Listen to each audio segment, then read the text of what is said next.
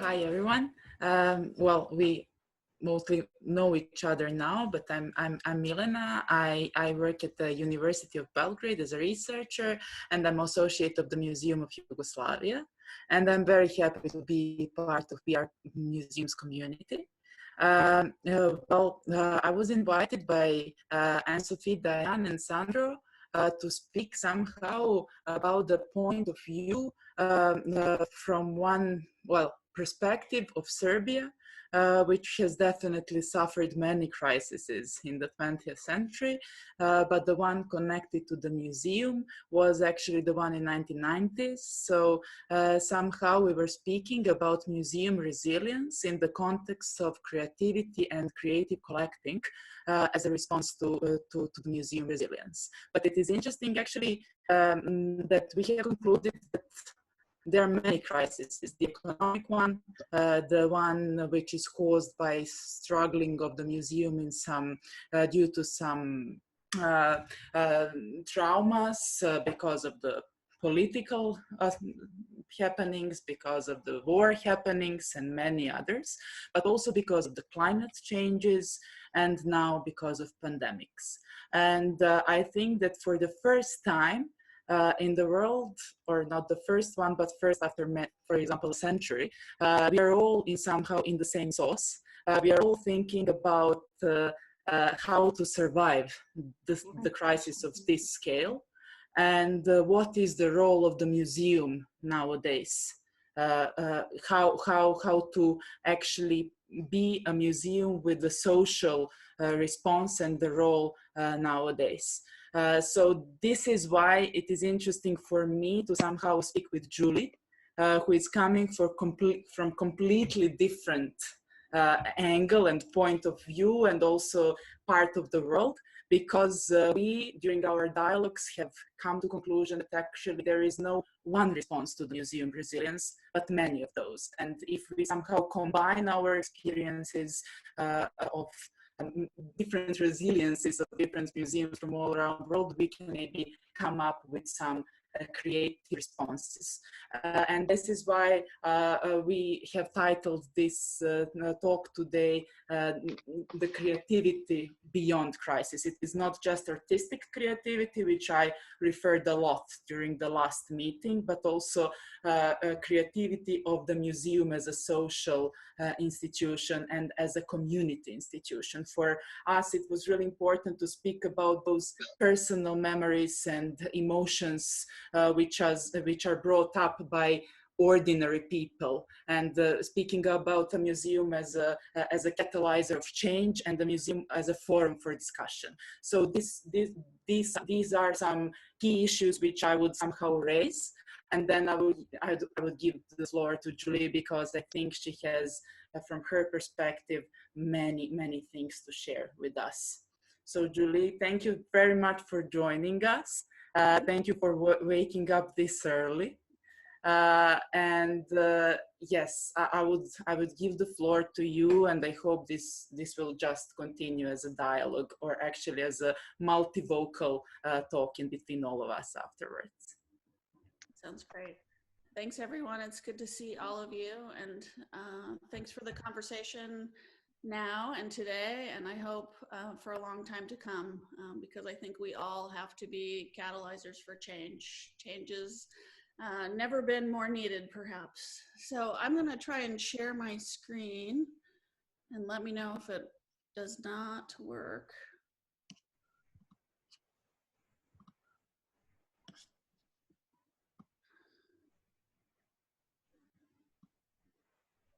Can everybody see that? It's all good. Thank you. Okay. So this is the Anchorage Museum. We're in a northern place. We are in Alaska, and that's a place that's long been colonized by explorers, and we think a lot about what it means to, as Milena said, be a catalyst for change and be a place for discussion. When I became director in 2013, That was my primary goal, was to think differently about museums, to move away from traditional ideas of museums as static places for exhibitions, and how do you use this kind of massive infrastructure to be a place for conversation and to actually change the way we interact with each other. So it's from here that we think about the way that climate change colonizes and the ways in which we need to decolonize in order to respond. And now to respond to so many things, not just climate, but climate justice and pandemics, even though we're not talking about that. And we did reopen, by the way. We've been open since June 5th. So a lot of museums talk about sustainability, and a lot of communities use that word. But that for us is not just about the ways ice caps are melting or the environment is changing. We talk about it in terms of the ways we live, the ways that it impacts people. So we talk about everything from water to transportation to energy, not the typical conversations for museums. And I'll just mention that this image is from when President Obama came to visit Alaska. He was the first sitting US president to visit the Arctic. And so we put this on our facade. There were officials from all over the world, and we made sure to say welcome in our indigenous language, in the Dena'ina language, and this says, welcome, you came here. And this is an image that makes us think a lot about what it means to be at the center of a crisis, or the center of climate, or the center of anything. So we think we're at the center of crisis, even though this is the common map view of the world with the Mediterranean at the center, and Alaska is kind of completely distorted at the edge and out of scale and at the periphery. And maps of the United States always kind of show Alaska and Hawaii floating at the bottom. Alaska is just completely decapitated, floating around by the equator. But these are places that have vast coastlines, they have indigenous communities, and they're not the periphery. We suggest that the periphery is just based on your point of view. If you look at the map in a different way from the top, we're connected more closely to Scandinavia, to the Arctic countries, and we think of ourselves as more of an international place than a place of the United States. So I mentioned the North has long been colonized. It's considered as a stereotype remote and vast and empty and white and unpopulated, pristine and now precarious. Colonizers brought disease and religion and rape to indigenous communities. Alaska was sold from Russia to the United States and referred to as a folly. President Trump recently said he wants Greenland, but has not paid any attention to the US Arctic. And so a decolonized view suggests a story of indigenous people who have thrived for millennia in this place. So when we think about sustainability, we think about that over thousands of years with indigenous knowledge and technology. And we think that we know that indigenous people have the only successful reciprocal relationship with the land. This is the reality television portrayal of Alaska, that it's people in place that are at the edge of norms. So as a museum, we work with communities to present a more authentic and complex story of our place through programs, but mostly through conversations. And now through public art, we move outside of our building and we work on streets, in communities, in landscapes and public places to tell the stories. This is an image of the coast of Alaska by indigenous photographer Brian Adams. And we know that the climate crisis affects people in places most vulnerable and the people that are least responsible for climate change.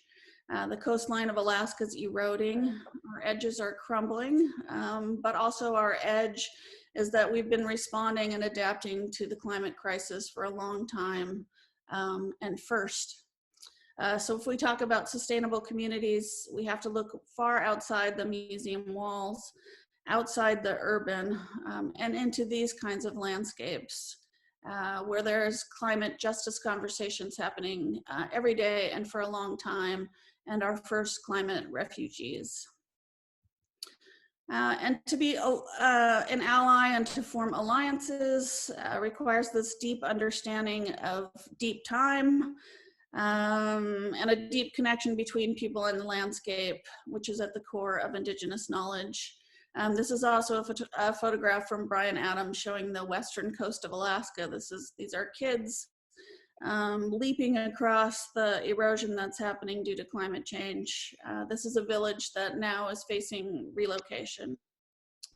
But so we work a lot with artists to document, to bear witness to change.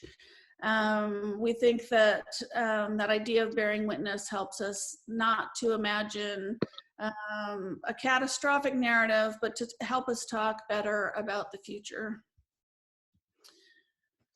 Climate change has brought new economies, curiosity seekers, tourists, not just from science and not just a typical tourist economy, but also artists who now flock to these places of change. And it creates sort of this last chance tourism. And tourism has long colonized northern places and other places considered peripheral. So we develop conversations about indigeneity and stereotypes around the world. We know that we need a radical shift in thinking. We think that as museums reopen, the most important role to play is to help people imagine and envision a more positive future. We talk about sustainable architecture and design and technology, and we think that can be found best in the everyday of Indigenous knowledge, like these raincoats that are made out of seal gut. These are the most sustainable architecture. And the periphery is not just a place of catastrophe, not disconnected from its own future. Perhaps it's the centers of populations that are left behind. People here are invested in their own future. And as a museum, we think we can turn over our platform, give it away, give it voice to move beyond this catastrophic language that has never been effective. So we talk about the power of individuals and individual action.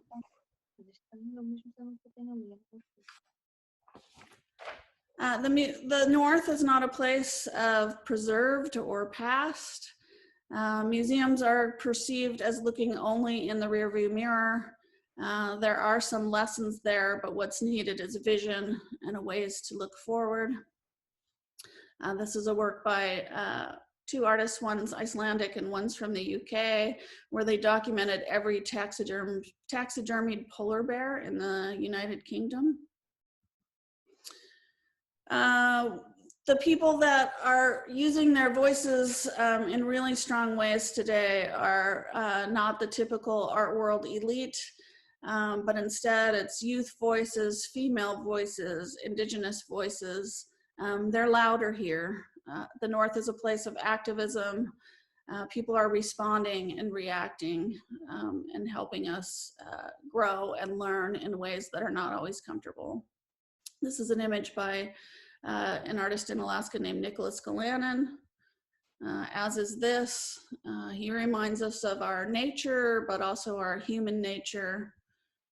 And this is Allison Warden, who grew up in a tiny town in the Arctic, now is a performer, a rap artist, who does performances that ask us to really listen in new ways.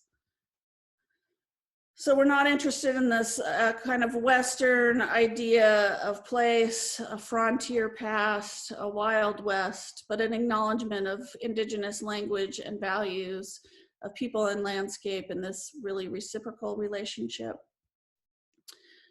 And we talk about how we're marked by our histories, but how we search for a collective way forward. This is a project we did with several artists who were trying to, and were successful at reclaiming the practice of skin sewing tattoos. It's a project called To Pick Me. And we say that people of peripheries are not silent, but they're visible. So we do publications and exhibitions, work out in the landscape, thinking big as much as we can, and moving away from traditional authoritative voices. And in our urban places, we need to recognize the people and places beyond who really are bearing witness to change.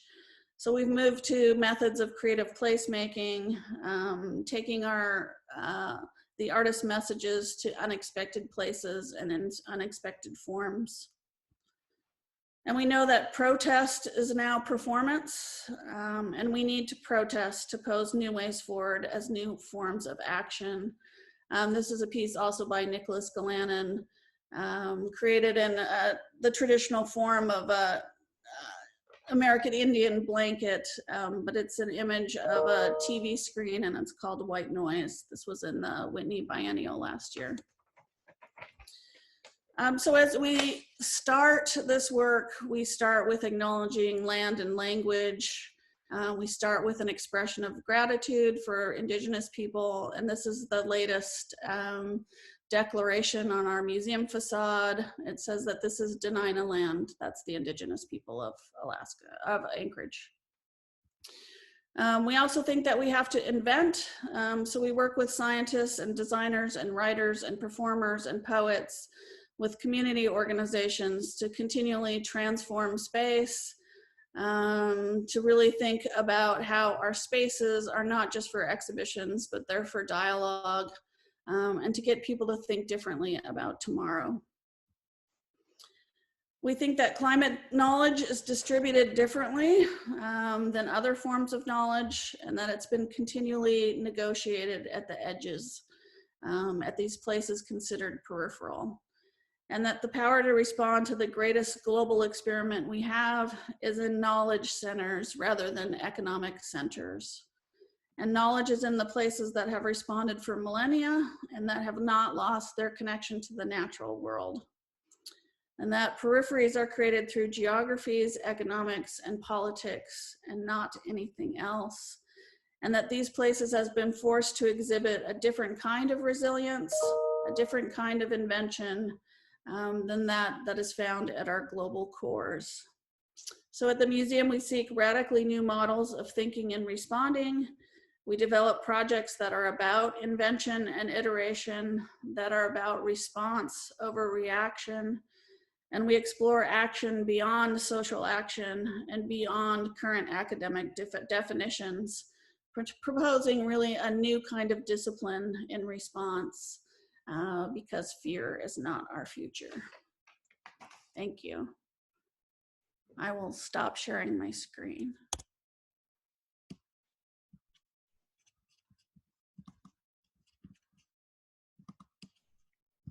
If I can.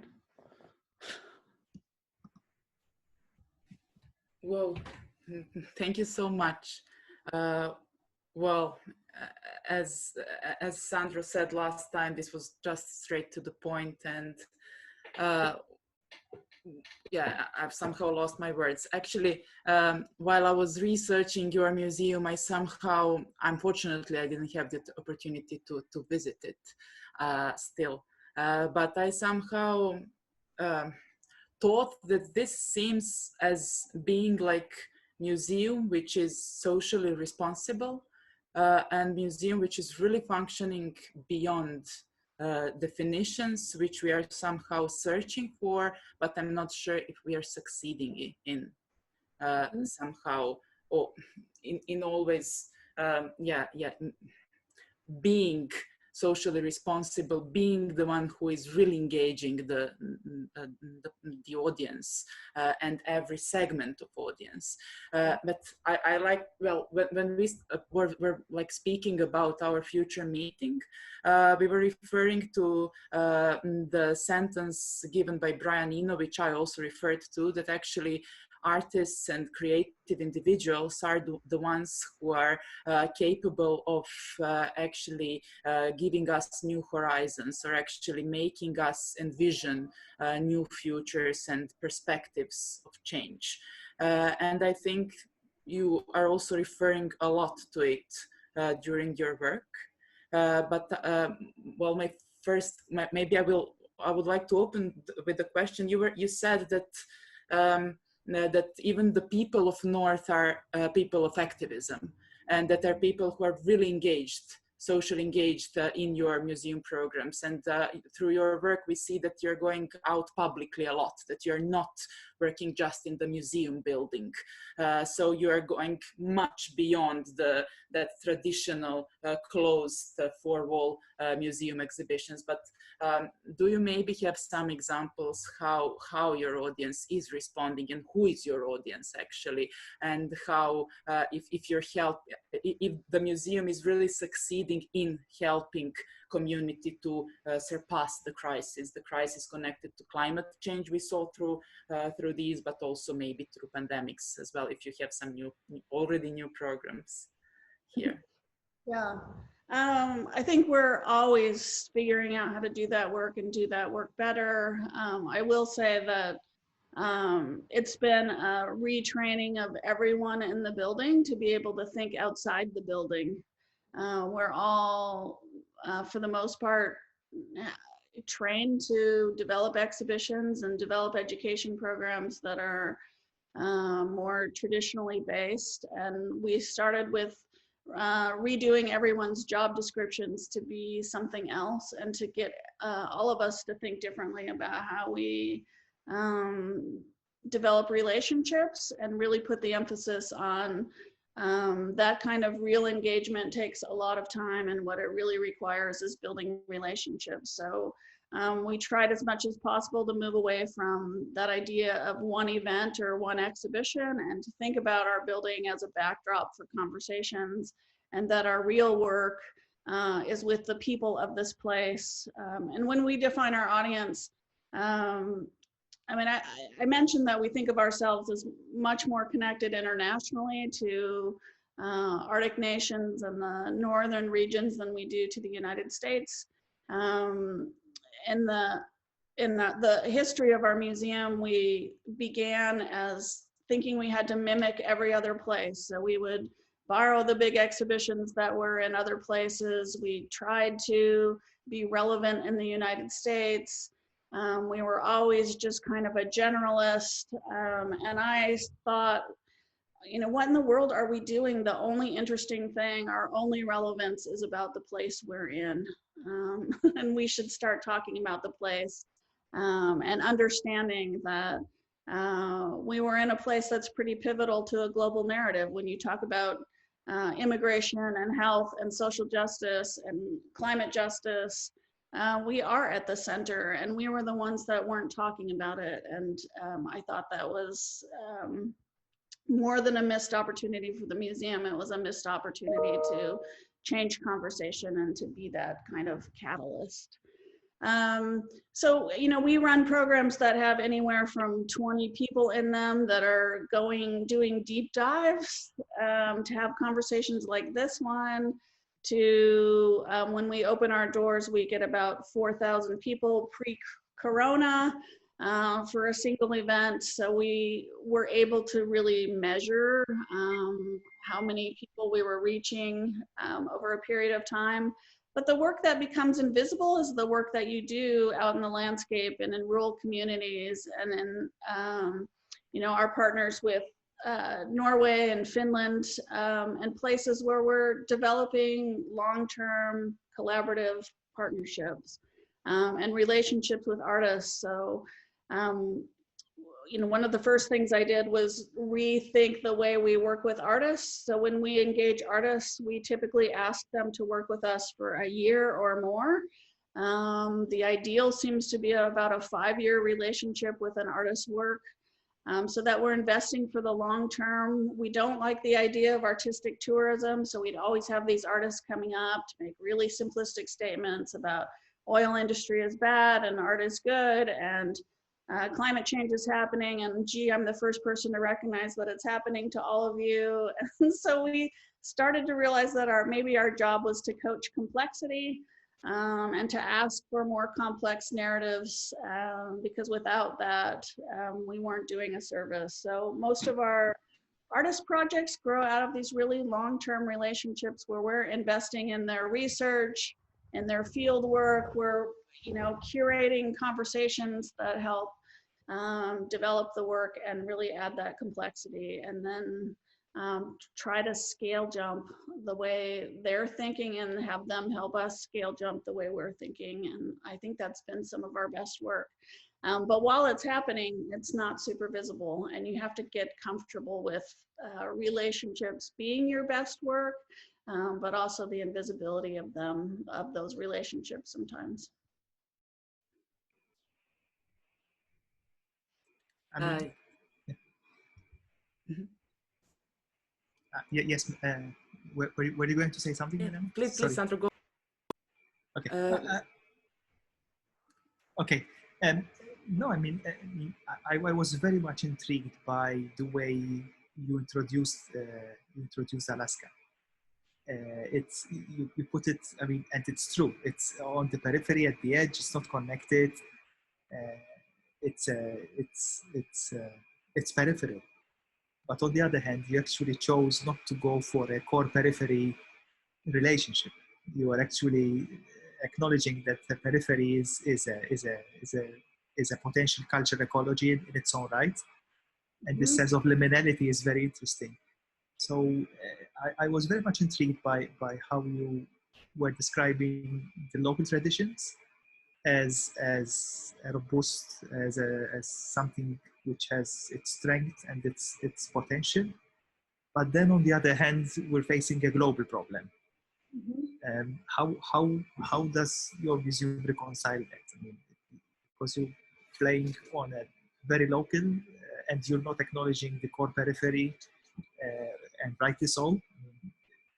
A liminal space, a peripheral space can be a very rich space, as you have highlighted. But then on the other hand, we need global solutions in a way. How I think it's, I mean, you're conscious of doing two things. One is to remind people at the local level that being only local and provincial is not leveraging, and that this is a global conversation, and that connecting to global conversations helps bring more resources to the local conversation and the local issues. And at the same time, you're reaching out internationally and saying, this place is relevant, to pay attention to the local. I think, you know, it's globally relevant because it's a place of the first climate refugees that other people are anticipating. You have places like in the US, New York and Los Angeles and San Francisco that are developing these plans for what ifs, you know, when the coastline erodes. And we remind people that we've been working with eroding coastlines for 2 decades already, and that there's knowledge to obtain. So it's really becoming an advocate for the voices of place, for these people that are bearing witness to actually experiencing that, and identifying that as knowledge, and then not being an importer of knowledge, but being an exporter of knowledge. So I think of us a lot as a facilitator, that it's our job to take that knowledge and bring it to other places around the world and say, you know, as you anticipate this knowledge, it's actually here. And, you know, we can help make those connections so that people can learn better, faster, and put Indigenous knowledge at the center, because as I mentioned, I don't know that we have other examples of successful relationships with the landscape outside of Indigenous communities. And I think it was when we started thinking about periphery that I felt new energy for where we are and what we do. So we started reaching out to communities that are politically isolated, geographically isolated, and started having conversations not asimilar to this one, where you realize there's such a shared narrative and such a shared sense of identity in these places. So we started working with Cuba and Taiwan, and, you know, places that had been isolated by politics. We started developing new relationships with Russia, because these are places politically separated, but Alaska and Russia are 2.5 miles apart. And, you know, thinking in new ways about what is imposed periphery and what is real. And then just felt new life, because as you reach out to these places, talk to artists, connect artists, you realize that there aren't differences, there are these really invigorating similarities. And what if that was one voice rather than all separate voices? Yes, thank you for this, and thank you, Sandra, for somehow highlighting this. I also somehow felt I like that actually the idea of periphery, which is not considered the geography knowledge one, or the sharing experience one, or the things you do actually and you somehow share with the whole world. And it is completely somehow also connected to the dialogue which we had with Anne-Sophie when I said that somehow the crisis is just highlighting the museum crisis, which is already happening, but also completely our societal crisis, let's say it like that. And then I said that I think that we are maybe in a good momentum to somehow use the opportunity to rethink our identity. And we were tackling that idea of the identity, of what our identity is nowadays. We were speaking about new media, and Sandra also had that great point. Who is our community nowadays? Who is our neighbor nowadays? Because as you said, sometimes we are geographically or politically maybe distanced, but nowadays even the crisis of this scales is somehow connecting us even more. So we are now communicating like at many different continents, even at this meeting. So maybe you can share some experiences of yours, because you are in a micro community which is so multicultural and so different in the identity, maybe vision of that physical identity and cultural identity which you face every day and learn one from each other. Because as I saw from your experiences, you combine a lot. The indigenous people, art and culture with the Western one, or however we wish to call it. Yeah, it's probably worth, I talked about the perception of Alaska as being a place largely white because of the European explorer stereotype of what settled a place like Alaska, but it's an incredibly diverse place. There's about 30% indigenous population, but it's also a place of great immigration. Alaska has some of the most diverse neighborhoods and schools in the United States, which surprises people, more diverse than Brooklyn, New York. So it's a place that people have settled into for a variety of reasons. And there is that imperfect conversation about whose land and whose story and whose identity and whose narrative that we need to think about a lot as a museum. And we spent, probably the first couple decades of the museum's existence telling those white histories, celebrating them. The first acquisitions to the collections were by white male colonial artists. So we had that flawed museum tradition, and then worked super hard for a couple decades to tell a broader story of indigenous people, and then became really binary, native, non-native. So while we were patting ourselves on the back for doing a better job with indigenous communities, we were leaving out dozens more communities. So, I think it's an evolution of understanding who your communities are. And I think museums in the United States have never been more under fire. With the racial protests, there's a new examination of museums as institutions. There's not a museum who has skated well out of this controversy. They're being called out for their histories. Some of their work in the last few decades to be places of conversations have not been highlighted, partly because the staffs of museums are largely white. There's a sense that the work with artists is about using the work to tell their narratives, rather than the museums really doing the work to to understand and to build from within. So it's a really interesting time to be a symbol, be a symbol of history. I think that creates a new crisis and one that deserves response. So I'm glad we started those conversations. What I told our staff when we started is that the skill we were going to have to learn is how to call ourselves out. To be super transparent about our own histories. If we talked about colonialism, I would invite artists and communities to protest those narratives and to create new ones within the museum and outside, and we would fund, in a way, artistic protests of those historical narratives.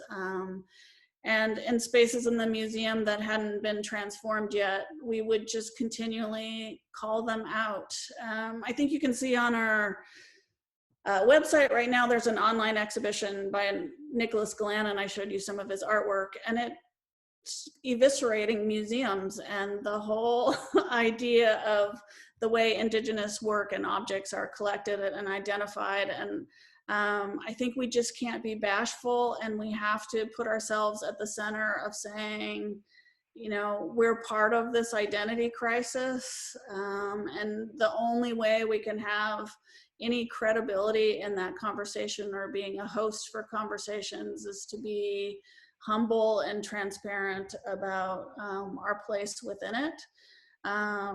So, I mean, we also are examining where we've been and where we're at, and what is our role with artists, what is the role of museums collections today. You know, I think it's a whole scale re-examination again of what our role is, because I think museums thought they had it figured out, thought they were headed there. Absolutely. No, I mean, perhaps Danielle or Douglas or Suzanne might be keen on. Yes, Suzanne, I think. Yeah.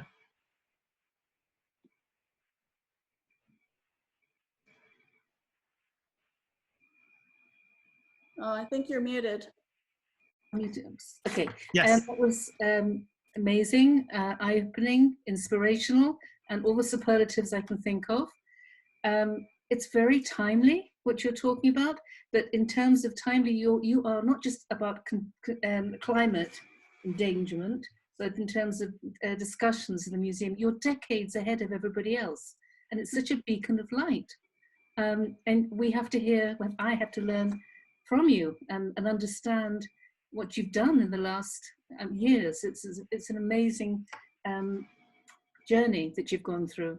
And I'm certainly going to try and find out more about your museum and perhaps read more about what's happening there, because what you said now was, for me, was very inspirational and very unusual for a museum, especially now in the conversations that are going on, Black Lives Matter. It's such a contemporary conversation, and you have so much to add to it. So I just want to thank you very much. I was absolutely mind blown. Oh, I appreciate that. I mean, I think I said in my first conversation with Milena and a few others is that our advantage was that we were at the periphery, and so we weren't the Metropolitan Museum of Art, and there was no huge expectation or history of what a museum was. And at first I thought that was kind of embarrassing, and I'd go to big conferences and think, oh, you know, we're not doing that. We have this really wimpy collection and I'm not going to talk about it. And then there's this sense of complete freedom, like, oh, we don't have that huge crappy collection of items that we have to give back. And that there's great liberation in the idea that there are not expectations of what a museum is for this community. I mean, that's not entirely true, but it's largely true. And just one more comment. I'm sure everybody else wants to have an opportunity, but just one more comment. The way you flipped the map and you centralize the periphery, and that is so inspirational and so correct. You know, we are all, these maps are written into us as our histories are written into us, and it was a great way to kind of understand what you're talking about. So yeah, thank you, really. I learned a lot. Thank you very much. I'm sure there are others who would like to comment. Yes, Danielle. or Vishna? Yeah, I have the same as Susan. I was completely in awe in the way you approached it, and I love the whole way that you flipped periphery, and it depends on your viewing point where you are in the world, and to play with that. And I think that whole smart thinking I felt through your whole story, that you flip things and to think almost as iconoclashes. So how can you flip the coin constantly in the whole way museums are working at the moment? And I was particularly interested in something you said about coaching complexity, because I think that is something that a lot of museums are really desperately need. Museums don't need to be there to tell simple stories, because their visitors can only digest what is easy accessible. They need to be trained and also digest the complexities of life. And how do we do that as well? And maybe you can add a little bit to how you approach that. Well, you know, the museum is encyclopedic, so we're supposed to be an art history, science, culture, long list of things museum. And I thought, well, what is that? You know, so we're going to do general science and general art, and we're going to bring in a Picasso show and then talk about how bubbles are made. I mean, it just made no sense. So I thought, well, what story are we telling and for whom? So thought of us, you know, tried to reframe us much more as you know, it sounds stale now, but a place-based institution. You know, we're talking about our place in the world and why does it matter? And, you know, at the center of that is Indigenous knowledge, because that matters. But you know, the subject we landed on today was creativity, and how museums need to be creative, and how we work with artists to talk about creativity. And I like what you said about flipping, because who's better at, you know, flipping narratives or flipping perspectives than working with artists? So, you know, I think what I did probably intentionally and accidentally because of my own background was to put contemporary art at the center of that place-based narrative, so that we could be flipping constantly. And you do need visuals to be able to get people to think differently and to change their perspective. So, you know, part of what we started with was commissioning those new maps and those new ways of drawing our place, so that locally too, we could say, hey, look, we're at a different kind of center. What if we look at our place in the world this way? Isn't this more true to the conversations that we have and the place that we live? But then also exporting those maps to have people think differently about their own places, our connection to those places. You know, I think as we talk about identity, finding other places and people that can share our narratives, to me, seems like some of our best work. I think it helps us talk much better about the future. I have much richer conversations with all of you, with all of our global borders, than I might if I went to a conference in Minnesota. No offense to Minnesota. They're doing good work too. Yes, I think there was Vishna and others wanted to comment as well. Yeah, I wanted to continue along this path that we started exploring, and really thank you a lot for all that you have shared. It's just amazing to see how you go beyond the current dominant sustainable development paradigm, the dominant climate change discourse, how you root it in the local knowledge, in the local traditions. And this is really something that I would like to then ask you, because I think it might be really problematic for any type of museum to actually be kind of restructuring itself by embracing the indigenous knowledge. As you mentioned, your collections are based on this kind of very universal epistemic point of view that says, well, this is the way things are, and this is what knowledge is and how it should be ordered.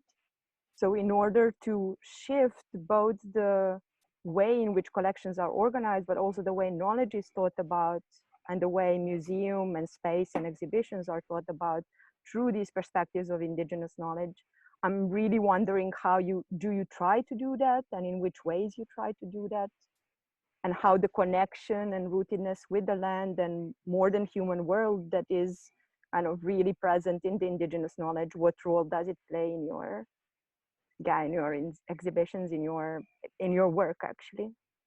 That's Yeah. one thing. And another one along these lines of kind of creativity and artist involvement and so on is actually this question, well, the community-based and indigenous practices of knowledge making are very much centered around kind of collectivity, the lack of authorship, and this one individual that is doing all the work. Mhm. So how do you navigate these kind of, is this a kind of also kind of contradiction or complexity that exists within the museum work? They're sort of inviting artists as a standalone figure to do something with community or for community and be the voice of it. Yeah. Yeah, lots of thoughts and answers. We did sort of go through a systematic undoing of our museum and our spaces. It takes a long time because you have to not just find resources to do that, but build community investment in that. You do disturb traditional audiences by doing that.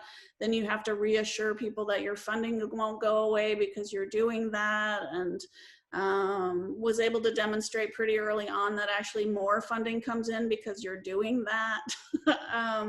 So, I mean, we took down huge permanent exhibitions, had indigenous curators recreate them, worked with artists to continually disrupt them, had to retrain staff to not plan 4 years in advance and to talk about relevance instead and to think about our spaces in new ways. So at one point I said, we're not planning anything for our large gallery spaces, and instead we're going to give them over to community and create whatever needs to happen, performances, conversations. We're actually not going to hang things on the walls. And I mean, that's pretty radical. And in terms of risk, it felt almost riskier internally because nobody knows what the hell you're doing, whether they should believe in it or not. So they're transformative experiences. And then, you know, I just think a lot of it is learning how to be not be so risk adverse, and what happens if you give your platform away to indigenous communities and artists, because we can't speak for those communities. And if we tried, they're not bashful. They're going to call us out and say, you didn't do that right, or how dare you speak for us. And I think maybe that's another advantage we have, is that there are really powerful activist voices here that are going to call us out if if we go back to that authoritative voice or try to start speaking for communities or representing people. So we're constantly learning by having those relationships, and you know, those communities are super strong. So just being in response to them makes us better. Yeah, I think something I say a lot, and I have to, you know, be sort of stubborn about, is that we can't be reactive. That even in the protest moment, there's so many easy things to do, and communities that are mimicking each other, and who's going to put the Black Lives Matter on their street first, next. And, you know, how do we take those conversations that are critically important, but make them our own? And when I mean our, it's the communities. So how do you have conversations with artists and indigenous communities to respond to the moment but not react to the moment? Because reaction is not complex, and black and white is not complex. And so, you know, I'm always saying, how do we listen and respond? How do we realize this is a 50-year conversation rather than a 5-minute conversation? How do we just constantly pivot ourselves to make sure that we're at least in front of it or aligned with it? And that's not always easy, because there's tremendous social and political pressure to react. But, you know, I think most people learn that if you react, you get it wrong, and that if you react on Tuesday, by Thursday, you're being called out for whether you posted the black square or not. So, you know, I think it's a lot about, when I talked about those invisible relationships, I think those are what guides you. And if you don't have those, and I'm watching museums and community organizations right now completely scramble to have relationships with the Black community. And how genuine is that? I mean, it's just another form of reaction that has no complexity or content or authenticity behind it. And that's, you know, that's us all making mistakes again. So if you've pre-built those relationships, then they can help you through these moments where you're thinking, how in the heck do we respond to this moment in a way that adds any value whatsoever? And sometimes that's just knowing when to be quiet.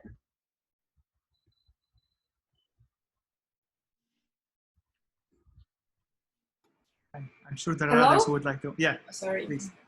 Yeah, I would like to continue the discussion about the identity.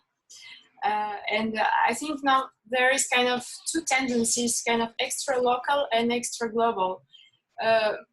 What makes a nation, you know, it's not only the land or the language, it's also common experiences. And that's why we have this impression that we are all in the same soup now, because we are living exactly the same uncertainty, fear, economic troubles and all this stuff. Anyway, we are on the earth actually, and facing the global climate crisis as well, we will all live the same consequences, more or less. So what is your vision about it? How do you think, which way humanity will take for extra local, like closing each other in very small community and trying to survive, or maybe to extra global and to try to find some issues for global problems, because all the problems are global actually. Any problem, education, museums, culture, all the problems are global. How to eat, how to speak, how to shop, all of them. What is your vision about it? Yeah, I always get nervous during times of crisis that people are going to contract and go back to this hunkering down and this hyper-local. And I think a hyper-local is a super important conversation, and those are the direct communities we serve. But I think only through a globalized conversation can we really catalyze change, that there's more power in a collective than us as individual museums or communities. So one of my concerns always during these moments is, I mean, I loved the shared experience. It sounds crazy to say you loved something that was a pandemic, but you know, there is the sense of collective problem solving that I think we're always trying to get to with other crises. It's like, why aren't we sharing the climate crises? Why isn't this a bigger conversation that's not just localized, but that has communities working together? And so I think, you know, there is a benefit to crises because it simplifies the issues. I just think that if museums can shift from being these preservers of the past to knowing that our critical role is to how to talk about the future, because people don't know how. We don't have that skill set. And I would argue that artists have lost that skill set for a large part too, and almost need to be re-invited to help envision the future. We've focused so much on the moment and reacting and crisis, and who is there being a visionary leading us forward? I would argue that not very many. And when you see it, it takes your breath away. So, you know, if we could position museums and cultural institutions and artists and designers to really be part of that role of envisioning the future and helping people understand what in the world can we work towards now. You know, what is that better place? What is that anti-racist society? What does that look like? You know, then I think we're relevant. But if we are just preservers of history and historical narratives, who cares? But I really am fascinated by the idea that we don't really have a language anymore for talking about what's next. You know that probably you know, but there is a museum in Berlin, a Museum of Future. Mm-hmm. And as every museum have kind of topics, anyway, the collection is based on kind of subject, and the subject may be relevant in the past, but also in the future and in the present. And so maybe there's kind of continuity to install. Well, that's what I love about the idea of knowledge centers over economic centers. I mean, I think, you know, what the value of our collections is the knowledge that they hold and how they might inform our future, or ideas of technology or ideas of advancement, or how important invention has been to civilization. What risk-taking has meant to civilization. I mean, I think those are the powerful stories of our past that museums hold.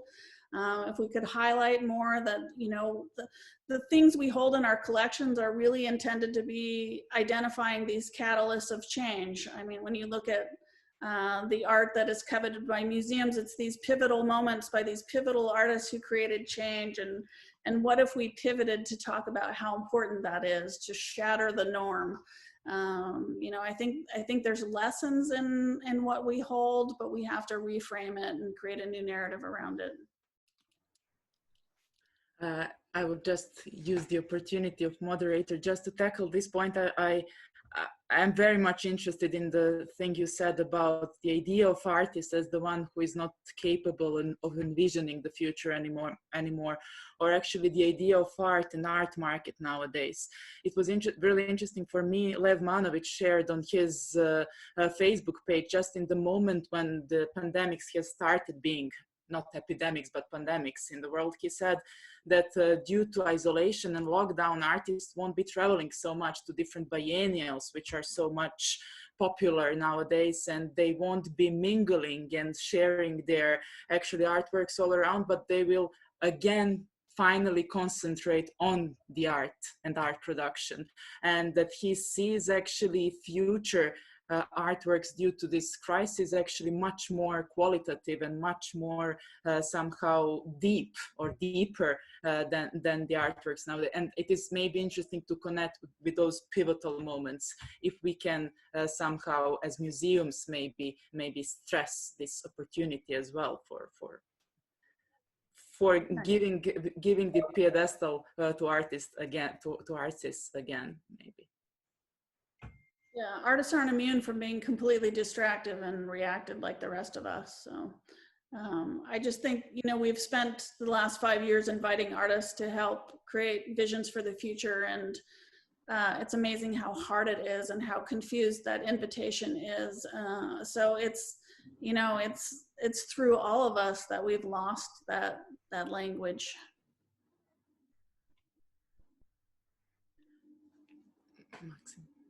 I'm sure there are others who would like to comment. I think Maxim is trying to. Okay, yeah.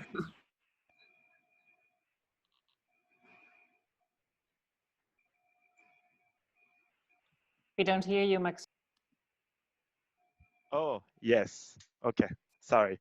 So I have a very practical question. You made this shift from the authority, museum voice, traditional voice, to speaking with communities and giving a voice to the communities around you.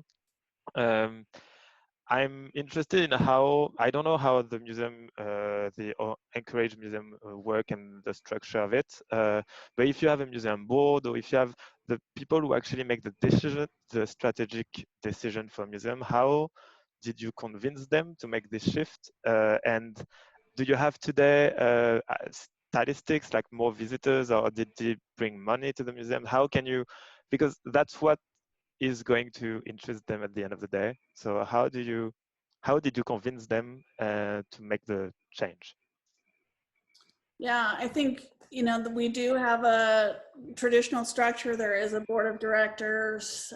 We receive some money from the city, but we have to raise 60% of our budget from other sources. We don't have a ton of earned revenue. We don't have a lot of corporate funding, which now I'm grateful for because there's freedom in that as well. So there was this, you know, real limited way of looking at the museum resources when we started. And, you know, I never was interested in this work if you couldn't really do the work. So I didn't know if I was going to be able to prove out my ideas or not. I thought that if we could be hyper local and hyper global at the same time, you you would be able to serve more audiences, but there was risk in that. And I did alienate some of our real historical societies and stakeholders in this idea of, why are beautiful romantic landscape paintings being put away, and what is the next big exhibition you're bringing in? Oh, we're just opening the space for conversation. I had to talk to a lot of funders and say, we're going to work with artists, but we don't know what the outcomes are going to be. And hey, that's what's good about it. I always said that part of it is helping people with complexity, but that's also helping your board and your funders understand that complexity is good. And so if we're sincere about working with artists on creating these narratives and giving our platform away, we don't know what that looks like at the end. And we ask people to invest in that process and believe in that relationship building. And people came to the table. And so instead of being entirely locally funded, we're mostly funded by foundations outside our community, national and international foundations that are investing in change work, or those that care about climate change, or those that are interested in authentic work with Indigenous and other communities. So we completely changed the funding that came into the museum, but it's in a much stronger position than when we started, because we had very few sources of revenue and very few investors in what we did. And it was uber local. And, I just get chills down my spine to think about where we'd be at in this pandemic moment if we didn't have that diversified support. And support for the work we do, not just the traditional idea of who we are. I don't know that we'd be reopening right now if we were dependent on our local economy, which is a wreck. It's a train wreck. And yeah, our audience numbers followed. I mean, I mentioned that we would do Friday night events, and we started with about 50 people that would come, and within 8 months had 4,000 people coming to participate in programs, and we moved outside of our spaces and had thousands more. We've worked with international museums and really expanded the conversations that we were having, and that doesn't always translate into economics, but it did translate into a different kind of relevancy that I think eventually is transformative in terms of your resources. The board didn't get it, but they were supportive anyway. I think it's not one conversation with a board, it has to be 1,000 with stakeholders that aren't in the industry. You just have to be constantly storytelling. It's part of your job. And you have to figure out how to demonstrate the value of those relationships. And sometimes you can't until moments like these. And then you say, hey, guess what? We're okay right now because we invested in these relationships and because we diversified our resources. And, I think sometimes it just takes moments for them to say, oh, I think maybe I get it now. But I was really honest with people that this is a risk. I didn't know what the outcomes were, but I had confidence that we were headed in the right direction. And I also told them the risk of not changing, which I think today is obvious. I don't know if everybody will remember that when I told them that, hey, look, if we don't change, we're going to be completely irrelevant and underfunded, and we'll be struggling for survival in ways that you do understand. But again, we don't have traditional ideas of philanthropy. We don't have traditionally trained boards. We don't have big donors. We don't have, our board is not made up of people that donate to the collection. They barely donate at all. But that means we have different kinds of thinkers. And it turns out that that's a huge advantage rather than a disadvantage, because they will follow ideas over dollars.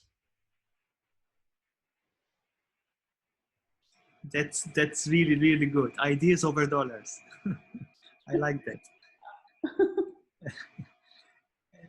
I'm sure there are some of you would like to comment. I'm sure about that. Yes, Douglas. Well, thanks. I've really enjoyed this. Sorry, I arrived a little bit late, but I think I've caught up in lots of things and lots of exciting things happening in Alaska.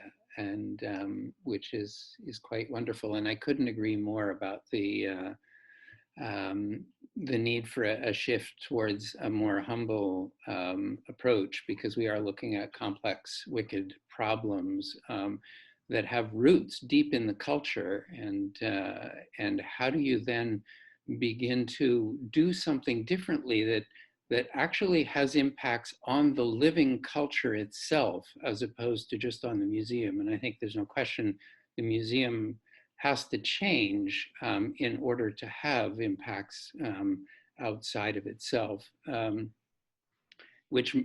it means that you've got to kind of take a giant step back, I think, in order to look at the systems trends and the patterns that are going on in the culture, and how you think you might want to intervene in that living culture in order to create change. And that, I think, requires the organization being able to reinvent itself along the lines of Peter Senge's notion of learning organizations, and which is really true for almost the entire corporate world.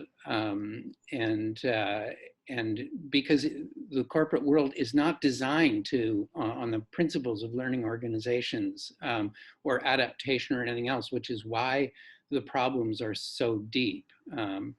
And I know that the corporate structure of museums is such that people want to be able to measure impacts in terms of what the museum has control over, and it doesn't have control of the culture. All it can do is be an influencer, but it tends to focus on the corporate measures of success, which are attendance and revenue and things like that, which are not cultural.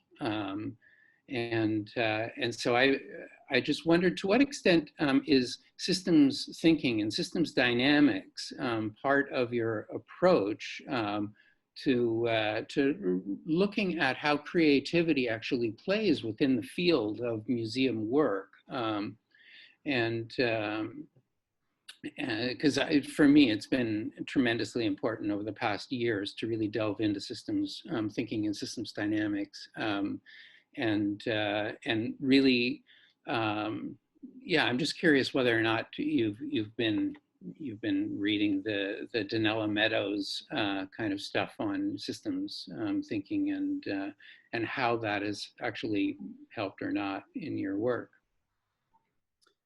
Yeah, I think there's a lot of systems thinking, and it takes time to break down systems, and it takes some bravery to reinvent systems. And again, 1,000 conversations about why that would have value. I hate traditional museum metrics. I rail against them. One thing I did with my board was create a new way of measuring. So I had a diagram that said transactional metrics. So I had our memberships and our admissions and those traditional ideas of success in a different column and identified them as transactional. And I said, just because somebody has a membership doesn't mean they believe in the work that you do. It may mean that it was cheaper to get in that day with their family. And we need to recognize that that's not really an investment in the work.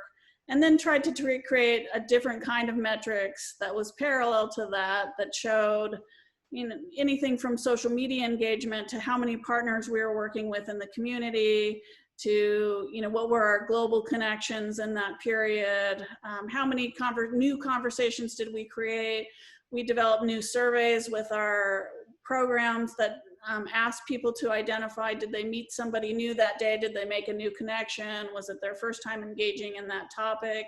Did it make them think about climate change or immigration or homelessness in a new way? When we just started creating our own metrics, partly just to make that, not even to demonstrate those numbers to ourselves, but to be able to tell the story, to say these things matter. I'd say more than that other transactional column, or at least as much as. And then try to also put the metrics to that. How much funding are we receiving? How much does earned revenue matter to our bottom line versus how much investment are we getting from community partners and businesses, and how much are we leveraging, and if we work with community partners? Isn't that creating a bigger pool of resources and,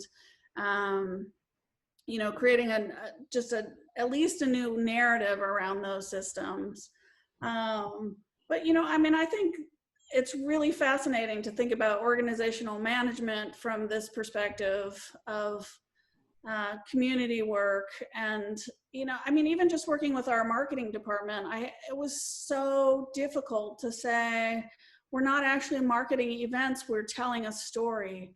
And how do we change everything that we do to be more of storytelling rather than, hey, on Thursday at 6, we're doing this? And it just doesn't compute. And we have this project where we took over a building across the street and just gave it over to community groups and artists to talk about climate change. And we said, you have to be talking about the future and future solutions in order to use the space and to receive resources, because we wanted to tweak that.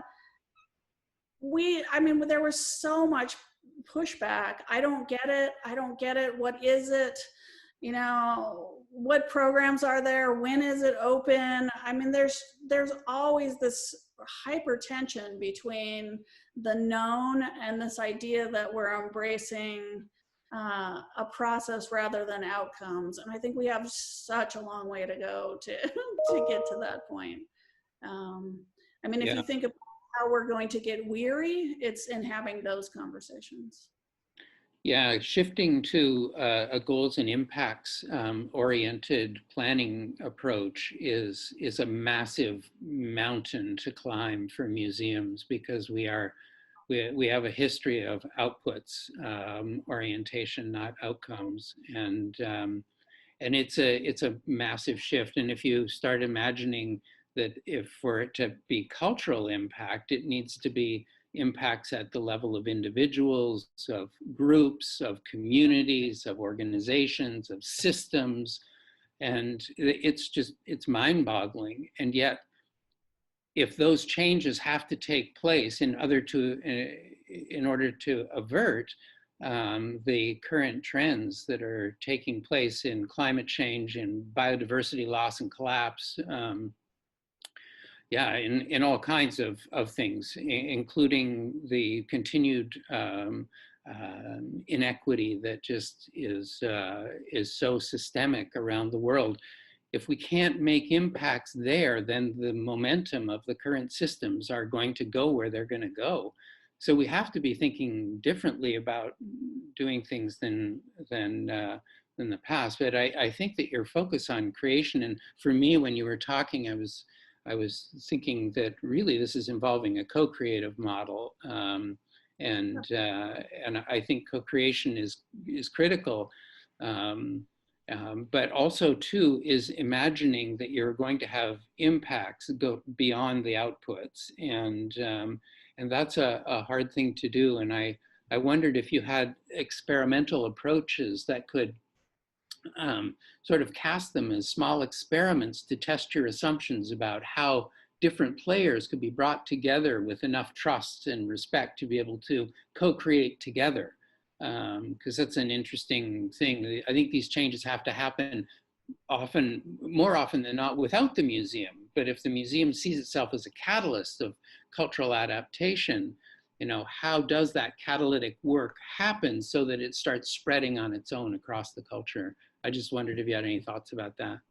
Yeah, super quick response, yes to co-creation. I think that's the most, I think that's the best system for the museum to have a role and to help other people catalyze change, scale jump, combine resources.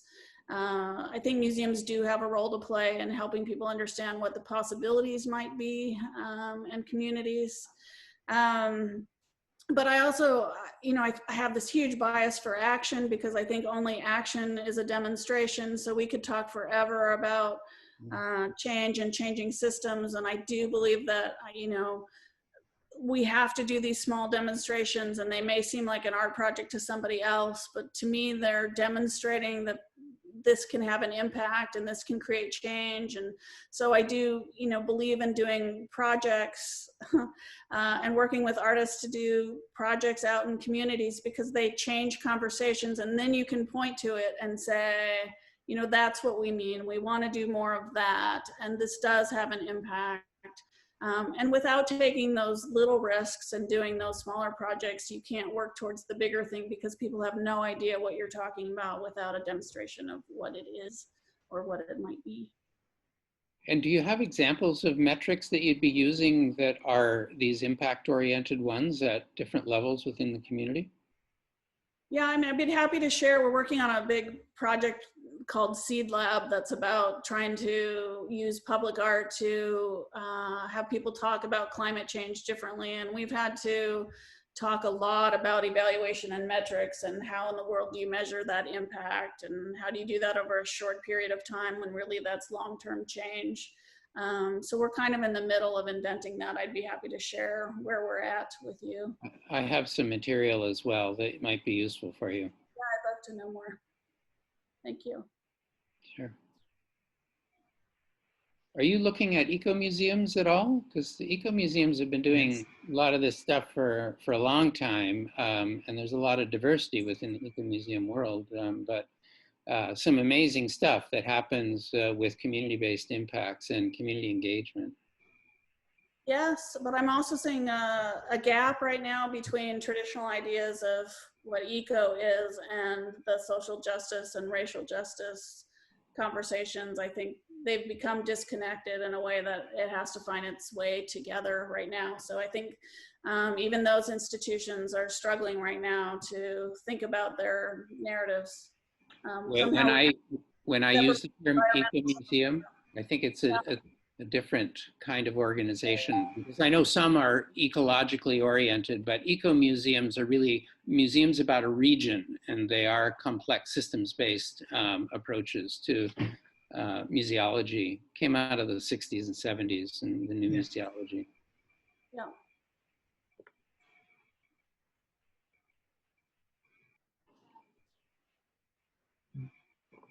I'd just like to pass, I'd just like to share a thought. As I was listening to you, Julie, and all those who were commenting and reacting,